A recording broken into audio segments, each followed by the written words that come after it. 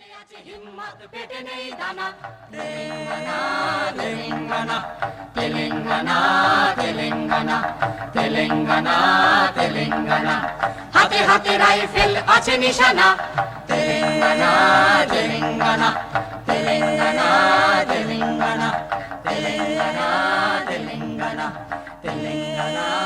Greetings, listeners, to episode 26 of Uplink's podcast/webcast.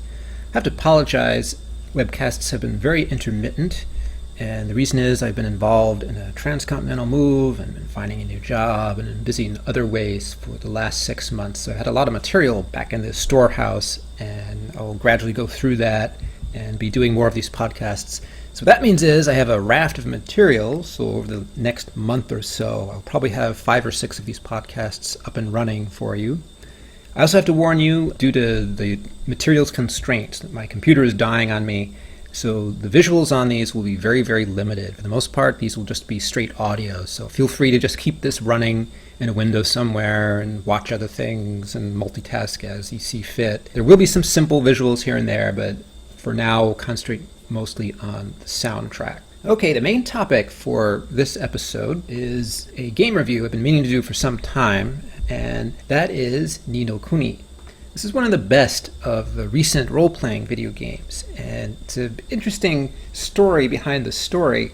The video game is a collaboration between two of the leading stars of the transnational media world. Level 5, a studio based in Japan, is most famous for the work on Jeanne d'Arc, which is one of the best of the role-playing video games for Sony's PlayStation Portable, and Studio Ghibli, the home base of Hayao Miyazaki, one of the greatest anime artists of our generation or any generation, still producing movies chock full of amazingly talented people. And the story is they decided to collaborate to create a video game. And it has many of the themes of a lot of the role-playing video games from Japan, Final Fantasy, Legend of Zelda, and so forth, but it has its own sort of unique charm. And each company brought something interesting to the table. Level 5 brought their role-playing video game experience in terms of design, and Studio Ghibli brought their visual expertise and their ability to create really intricate, beautiful worlds that are they're lovingly crafted and have wonderful individual details and characterization to them. Now, that said, one of the most spectacular things about Ni no Kuni, and I should say Ni no Kuni literally means another world, something like another world or a second world. The game is a visual delight and has a marvelous set of environments, and textures are gorgeous and exquisite. It really does manage to sort of straddle that line between sort of a live-action cartoon feel and a lived, rich world, sort of which I think the Legend of Zelda games come close to, but never had the visual panache because the old Nintendo Wii system had very limited visuals, so wasn't able to capture the beauty of that in the same way, whereas Ni no Kuni is a PS3 game and so was able to use the processing power to create something visually very spectacular. However, in many ways, the most impressive thing about this video game is actually its soundtrack. So just very briefly, let me play a couple excerpts from the video game, just to give you a sense for the wonderful soundtrack.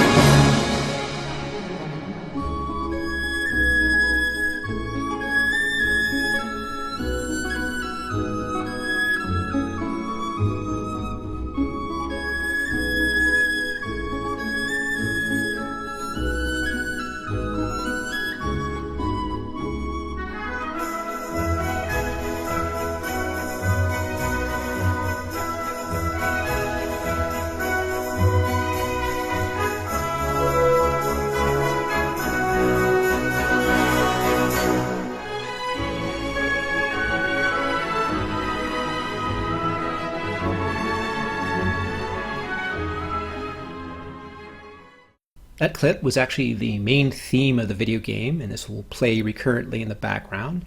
And here's another example.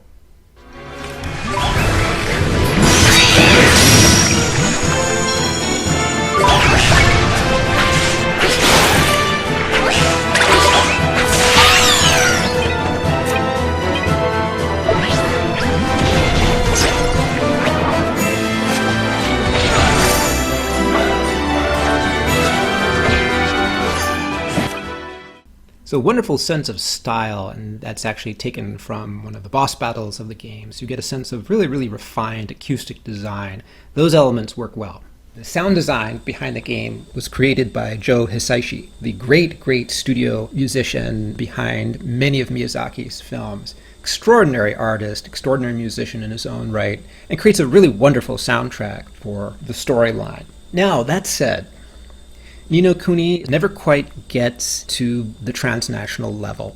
And this is actually a fascinating contradiction, and it actually says something interesting about where role-playing video games are. I'd put the contradiction this way. If Ni no Kuni had been released in 2001, it would have been a triumphant feat of the imagination. It would have been something extraordinary and perhaps opened up a whole new era of video gaming. But it wasn't released in 2001, it was released in 2011.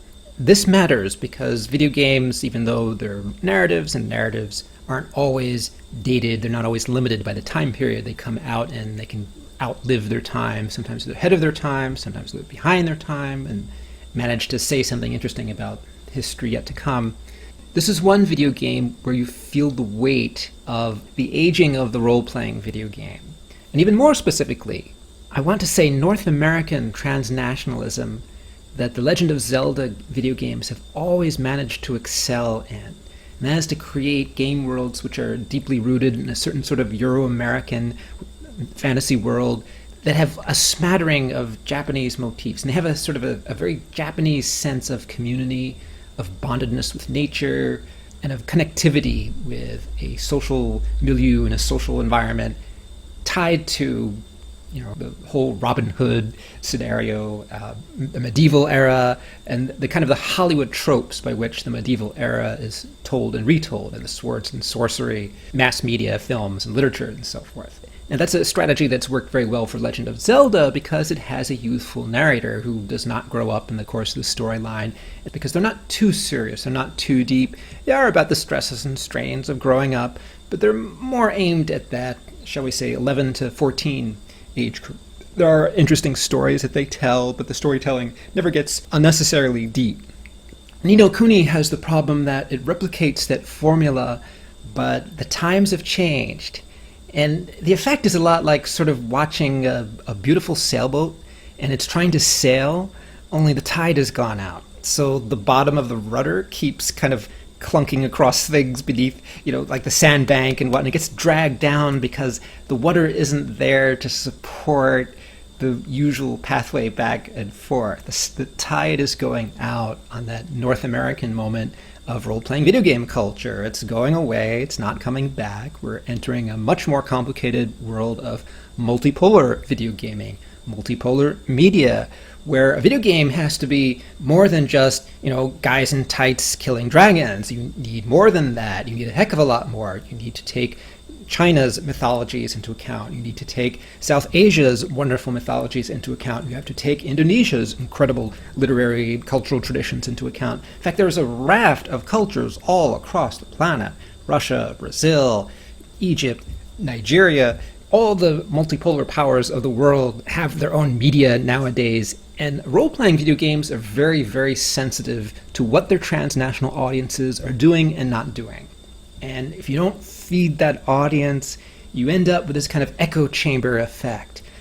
You release something, and the people who love it are kind of the same group of people that loved it before, and those group of people turn out to be, your traditional base in North America and Europe and Japan all over again. And the problem with that is this. Video games are a transnational art form, and the transnational audience is probably closing in on 4 billion people as we speak. And by transnational audience, I mean anyone with access to digital media, with an internet connection of some kind. Probably around 4 billion people. However, Japan, the United States, European Union, a few wealthy Anglophone countries, Canada, Australia, New Zealand, throw them all together, they're only about 1 billion people. They're only 1/7 of the world's population. 6 out of 7 people on this planet live in the industrializing nations. And guess what? Their time has come. They've built out their media systems, they have huge internet audiences, they have huge cell phone republics, and they're going to have their say. And this is a huge challenge for video game makers. And I have a moment of sympathy for the scriptwriters who created Ni no Kuni's storyline. They do try to take that multipolar world into account. To their credit, they do try. Don't always succeed, but at least they do make that effort. Many of the locations that you visit in the game world are modeled on real-life places and make illusions. There's one level that's pretty obvious metaphor for, say, Russia's Siberian cultures. And there's another area which plays at the Middle East. There's another area which is sort of the Euro-American forest, so on and so on and so on. So there is place and location, and there's some sense of sort of geopolitical and multipolar diversity in the storyline and in some of the characterization. However, big if here, this diversity of places does not extend to diversity of characters. I think the big problem here is that just as the Legend of Zelda stories are all about a young guy who's about to grow up but never quite does, Ni no Kuni has the same problem. There's a character who's a young boy who goes through a childhood trauma and has to come to terms with that in the course of the storyline. So we see his maturation as a character, but one of the problems is that the community that surrounds him and that he grows up in, basically, is not diverse at all. It's a huge contradiction here. The fantasy world that we visit in the course of the storyline is amazingly diverse, but everything else about the game is not diverse. So the basic story here is the game begins and ends in a mythical small town called Motorville, where a young boy is growing up and goes through a traumatic experience and has to grow through and from that experience. And one of the issues that I have with this video game is that where on earth did they get Motorville? I mean, oh my goodness. We're living through an era when all the major industrial cities of North America are simply being pounded to bits by austerity and neoliberalism and Wall Street's crazy scams. The bankruptcy of Detroit is one of the most famous examples, but a lot of the cities have been really, really hard hit. The industrial base has just been flat on its back for any number of years. Really, really hard times. And the cities themselves have been utterly transformed in various ways. And the most obvious ways, American cities today are incredibly diverse. For all the problems of the United States, it still remains a magnet for people from all over the world, and therefore its population is diverse, and people from all over the world. You wouldn't know this from walking around Motorville. It's just this bunch of white people. Okay, a few people of color here and there, but no other sign of diversity. And it's very much a kind of a throwback to how perhaps a certain generation of Japanese animators in their 50s and 60s today have an imaginary America of the 50s. You know, that imaginary sort of Disney idealized fantasy space. Okay. Now, as fantasies go, that's fine. If you want to take that, you can actually do something with that material. And a lot of video games have played with that material by sort of, uncovering the dark side of the 1950s. And that is, xenophobia, empire, war. There's always a flip side to that wonderful small town utopia, which turns out to contain all the, Stepford wives and the discontents of a national security state and McCarthyism and all these bad things. And then a struggle over that. Which of those poles is going to have power, and that would turn into a more of a 1960s style narrative of some kind of social transformation, the civil rights insurrection, some kind of political challenge. The political challenge never happens in the storyline. What we have instead is a personal crisis. We have a narrative of a personal crisis that revolves around an individual. And one of the strange things about the narrative is that we think it's all about the young boy's quest, and at the very end of the story, we're sort of given a switcheroo, and it turns out that, oh, no, it's not his personal crisis. It's another person's personal crisis, which is causing all this mayhem and causing all this trouble in the fairy world, and so that has to be set to right. What gets left out in all of this is any notion of collectivity, that there might be collective problems which need resolving. Now, in terms of gameplay, the mixed bag gets even more mixed. The video game has some good ideas in terms of giving you a very open world, giving you quests which are generally meaningful and which are backed by some really good Studio Ghibli quality storylines to make us care about the characters, despite the limitations of ethnicity and gender and whatnot. There's still good storytelling there, and we want the main characters to succeed and to help save the fairy world from the dangers threatening it. However, the gameplay is also limited by the fact that it's based on a rather archaic model of live-action response. And the basic idea is you don't do as much of the fighting yourself. You have little fantasy creatures and you buff them up and throw them into the fray and outfit them and change them and so forth. So it's basically the idea of your own little sort of personal Pokemon team. You throw them into battle and they help people out and help the other characters out and so forth. It does have a lot of customization, but one of the weaknesses there is if you're not a great fan of the sort of live-action, helter-skelter, run-amok, sort of switching characters in and out really quickly style of gameplay, it gets old fast. And the reason is you're required to do a lot of routine things over and over and over and over and over again. Final Fantasy XII solves this through its gambit system. It just automates the problem. So you just tell a character to do something given certain conditions, so you don't have to constantly type the same command in again and again and again.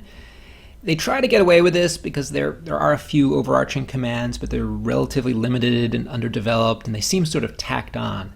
So this is a game that will reward people who have that sense of really fast action and micromanagement of control. And that's a younger audience by definition. Younger audiences will appreciate that more. They're more interested in developing those skills.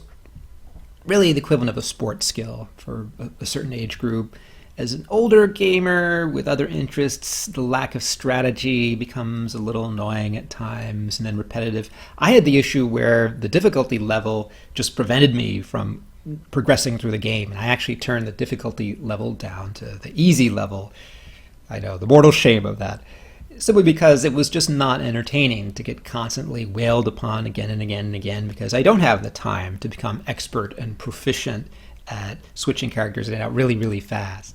So there's my 2 cents in terms of the gameplay. It's not completely broken in terms of gameplay. It does have some style and panache. But again, it suffers a lot of the classic problems of role-playing video games sort of hitting a wall in terms of the ways that they empower players, but without empowering you.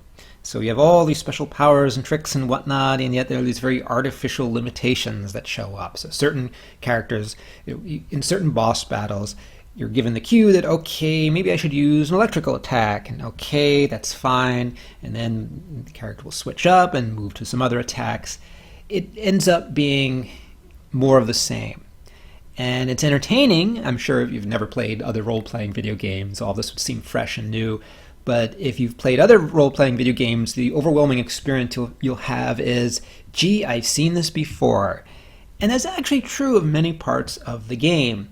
Even the soundtrack is guilty of this in places. It's an original soundtrack and it's very fine, but it also cites and quotes a lot of the thematic material from other video games. And there are a couple places in the video game which are clearly modeled on, for example, the soundtrack for Final Fantasy XII. Those of you with acute ears will know what I'm talking about. It's a scene set in a palace, and there's a hallway there. That's the only clue I'll give you, but if you have sensitive ears, you'll figure it out. The point is, this sense of pervasive borrowing also applies to much of the storyline, which, again, it just has this sort of cobbled together feel where you have one quest and then another quest and another quest. Each has a specific identity, but there's no overarching multipolar framework in which all these quests would make sense. Instead, what we uncover is, oh dear, there's some powerful person who's basically having a nightmare and causing all this trouble, and we have to get this powerful person to not have a nightmare. So it ends up being surprisingly and depressingly, I would almost say, neoconservative in terms of the cultural politics here. There's no real sense of, okay, human beings have this power to produce things, and now we're messing up the ecosphere, and we're letting Wall Street run amok. That's not good. Instead, we get, yeah, there's power, but it just can be exercised responsibly if our hearts are in the right place. And it's really hard to believe this in the year 2012, 2013. This game, the game was released in 2011 in Japan, but it was the English language version wasn't available until 2013. It's really hard to believe this now in the era after the bubble, when there's been so much evidence of just criminal theft and fraud by the elites at Wall Street and elsewhere. It's really hard to take the notion that power does not corrupt seriously, because there's so much evidence that, yeah, it does corrupt, and you have to change that. You have to change the power relations. That would be an interesting story. I think that's something that Final Fantasy XII did very well. It questioned power, and it questioned it thoroughly. It really, really critiqued empire. And the other great role-playing video game, The Witcher 2, by a CD Projekt from Poland, and they did an amazing job with that. The Witcher 2 also questions empire and power in very, very scathing ways, and it makes it very complex, and doesn't give us any easy answers, but it makes us aware of the contradictions. And this is where maybe the Legend of Zelda games, I'm just not sure how much more they have in the tank. They're marvelous as adventure games, they're marvelous as puzzle adventures, they're marvelous in terms of their game design, but I'm not convinced that can really survive the transition to the multipolar era. I don't know. I hope I'm wrong about this. I hope that both Nintendo and Level 5 keep on making games and improve them and gear up their games for the multipolar world, but they're going to have to make some changes about the way they think about gameplay, the way they think about geopolitical space, and how to tell an interactive story in the transnational era. I think the Euro-American framework has actually become a brake on progress. I think it's pretty much done as a narrative frame, and we really need to enlarge that frame and think seriously about what would a multipolar Zelda look like? What would that narrative look like? What would a narrative that takes all cultures seriously, not just a narrow spectrum of cultures that have had power for a limited amount of time in history, but actually speak to all cultures on the planet? What would that look like? I have no idea. I'm not a game maker. I'm a critic. But I'm just throwing this out as a suggestion to those of you who are in a position to make games or who want to create games at some point. The time has come for the multipolar world to have its own forms of presentation and representation. That's actually a very urgent need if humanity is to have any kind of worthy or humane future. Now, the very last thing which needs to be said here is, I don't want this to be taken the wrong way. I do want the video game culture to continue to evolve further. I am really glad that Level 5 and Studio Ghibli took a chance by doing something new and collaborating. I think this kind of collaboration is actually going to be much more important in the future as the digital tools spread. And this may sound strange, but it'll be actually less important in the commercial space, and that's just because commercial studios, the really big ones, do have the resources to hire animators and artists and texture designers and cinema people and so forth that they need to fill out their storylines. This model of collaboration will actually be much more helpful for the non-commercial producers, for the transnational audience, for sort of that group of everything from skilled amateurs to semi-professionals to full-time indies and independents, and a whole slew of people in between those gradations. That's sort of the core of the new transnational audiences, and there's tremendous productivity and creativity that's being unleashed in the digital era in the heart of those audiences. So these kinds of collaborations are very interesting models. They kind of point to the collective potential of, what if we all pull together? What if we take all the skills that we're really good at and try to create something more out of all of those things? So in that respect, even though the experiment doesn't succeed completely due to some limitations to the storyline, it is a game worth playing. I recommend it with no reservation. It's a very well-told story, and it has its limitations in terms of gameplay, but it is one of the best of the role-playing games to appear on the PlayStation 3. I also hope that the studios in question continue and do other collaborations. I really hope that other folks sort of pick up the baton and sort of learn from this. Alrighty, so that's all the time for this episode, and I'll have another episode up shortly. As I mentioned at the beginning of this podcast, I have a raft of material lined up, so these will be happening either weekly or bi-weekly from now on. So until then. Hasta el final, eres el elegido, avanza siempre erguido, evita caminar por el camino destruido. En la vida hay un propósito, busca tu lugar. El tiempo es un juego, apréndelo a jugar, que hoy es otro día, no es